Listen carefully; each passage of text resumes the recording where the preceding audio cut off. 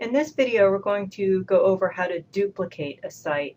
Sometimes you'll want to start from scratch, and sometimes, especially if you have used Lesson Builder to order your site, it's probably faster to just make a copy of the site or create a duplicate site. So here I have an example of a fully online course that has multiple units using the Lesson Builder. There are videos built in and links to quizzes and assignments and discussion board and so forth. So to recreate something like this would take a long time. So we're going to duplicate this site instead.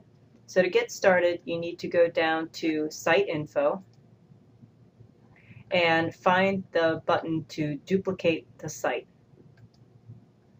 Then you'll be asked to give it a new site title. So I'm just going to use this one as a sample, and you'll have to choose the academic term. You need to do this so that it'll pull up the correct roster list, and then hit duplicate. And this can take a while depending on how much information is on your site. When it's finished, you will be bounced back to the same original site as you are in. So to get to the new site, click on More Sites and scroll down to the semester that you are in and click on the button for the new site.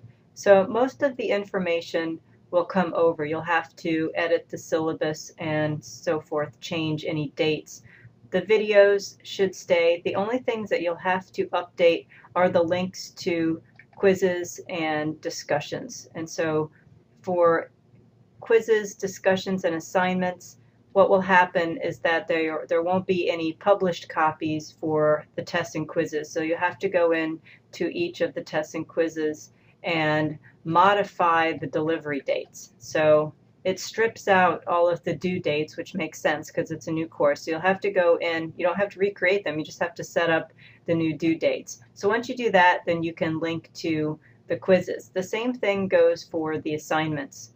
So if I can find the assignments, they will all come through, but they will be in draft mode. So all you have to do is edit the assignments, assuming that they're going to stay the same for this semester, and just change the dates. You could leave the open date, that's fine, but the due date and accept until dates will have to change. And the same thing goes for the discussion items. So if you have any discussion items, they'll come through, but they won't have any posts in them. So you'll have to go through and create that initial post so that you can link up to it. However, I think that this is a big time saver from having to recreate a site that is this complex from scratch.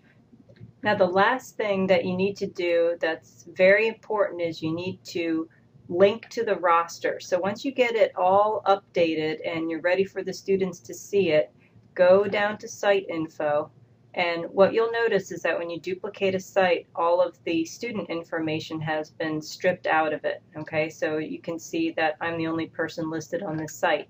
So to add the roster, click on Edit Class Roster at the top of Site Info, and then click Add Rosters.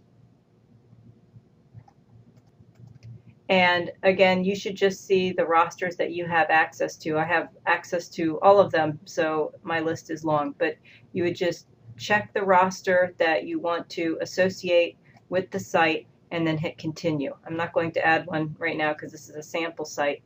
But then once you've added the roster, it will be populated. You'll see all the students' names and you'll have your photo roster link. So just make sure at the very end that you add your students back to your site. So I hope this saves you some time setting up a complicated site for the next semester. Thanks.